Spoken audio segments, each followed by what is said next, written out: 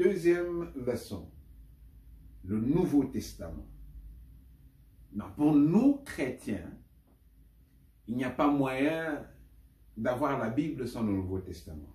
Chez les Juifs, la Bible, leur Bible, c'est tout simplement ce que nous appelons l'Ancien Testament. C'est vrai qu'ils peuvent avoir beaucoup plus de livres que nous en avons. Par différentes traditions des Juifs vont avoir différents livres.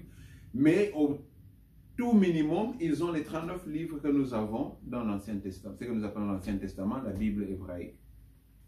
La Bible hébreu. Dans le Nouveau Testament, ou que nous pouvons appeler la Bible grecque, parce que le Nouveau Testament a été écrit en grec, malgré que Jésus parlait araméen. Mais quand on a écrit le texte, quand on a rédigé le compte de ce que Jésus a fait, on l'a rédigé en grec. Et donc, vous comprendrez que pour un étudiant, un disciple, un élève des Saintes Écritures, c'est important, si possible, d'apprendre l'ancien hébreu et l'ancien grec. Ce sont des langues qu'on appelle les langues mortes. Ce sont des langues qui ne sont plus parlées. Mais elles sont importantes. C'est important de comprendre les règles de ces langues pour comprendre comment c'était écrit. Et donc, le Nouveau Testament est écrit en grec. Et le Nouveau Testament est écrit et il nous vient en différents types de versions, de formes. Et une chose que je dois souligner d'abord, il faut comprendre que la Bible a été écrite, comme la Bible nous le dit elle-même dans 1 Timothée, chapitre 3, verset 16, 2 Timothée plutôt, la Bible est inspirée du Saint-Esprit, mais rédigée par les hommes. C'est-à-dire, comme vous l'avez vu par exemple avec l'Ancien Testament, il y a la poésie. Si vous avez étudié la poésie à l'école, vous saurez que dans la poésie, il y a un certain laisser-faire, il y a une certaine imagination.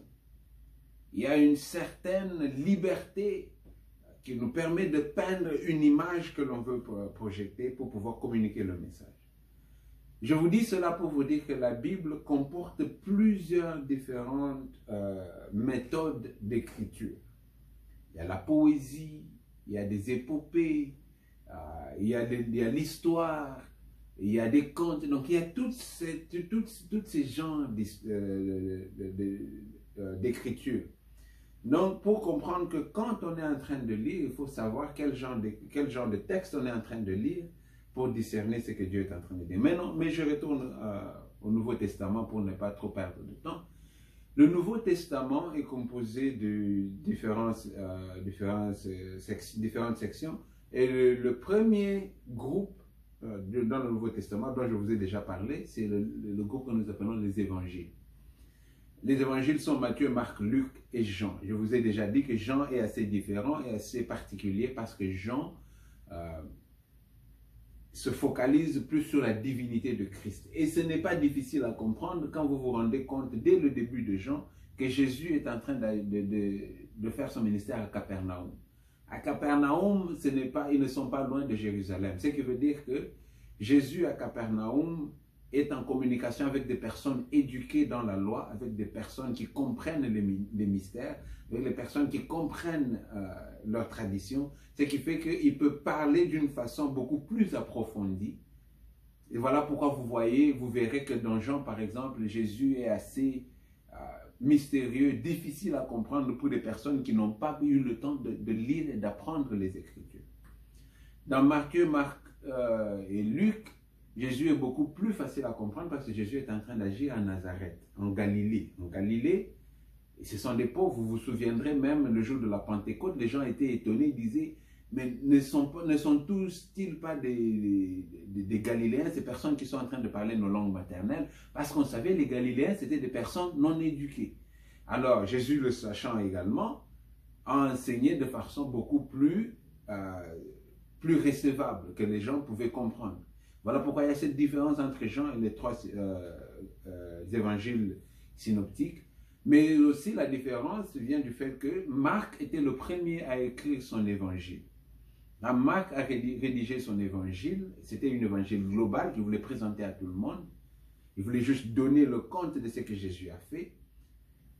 Ensuite, Matthieu a écrit son évangile pour s'adresser principalement aux Juifs, tandis que Luc a écrit son évangile pour s'adresser principalement aux prosélytes, aux personnes qui ne sont pas juives, c'est-à-dire les païens.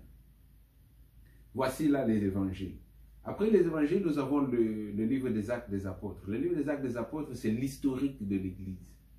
Le livre des Actes des Apôtres, c'est ce que l'on appelle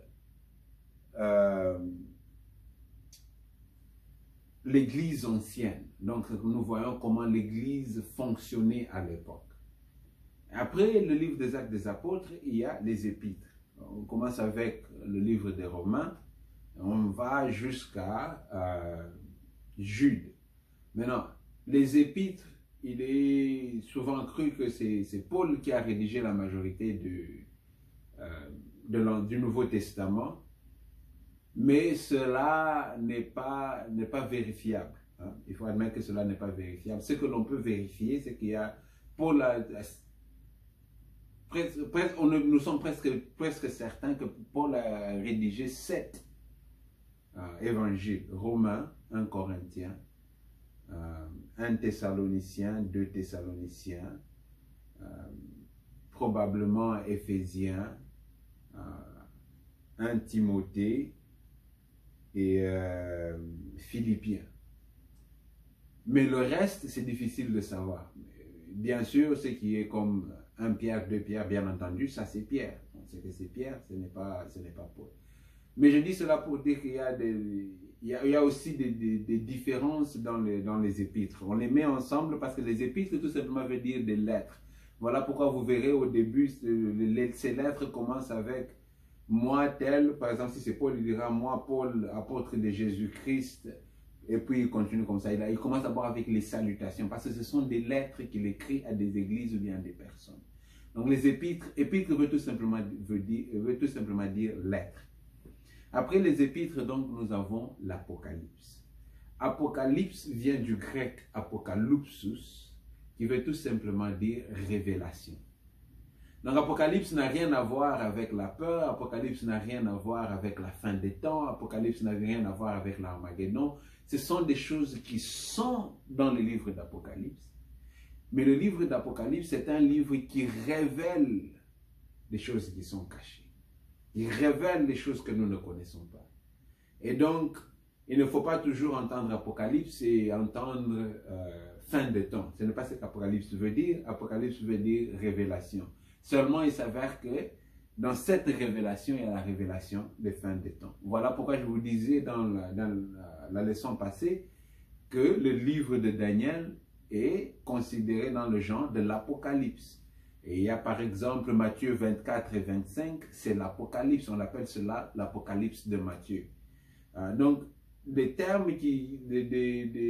textes qui sont révélateurs de ce genre, ce sont des textes qu'on appelle de l'Apocalypse. Donc voici un peu pour ce qui est de la Bible.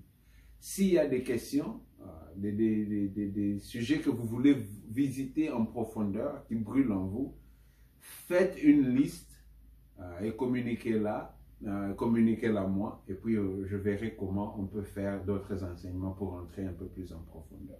Donc voici un peu, en bref, ce que c'est que la Bible et comment notre Bible est organisée.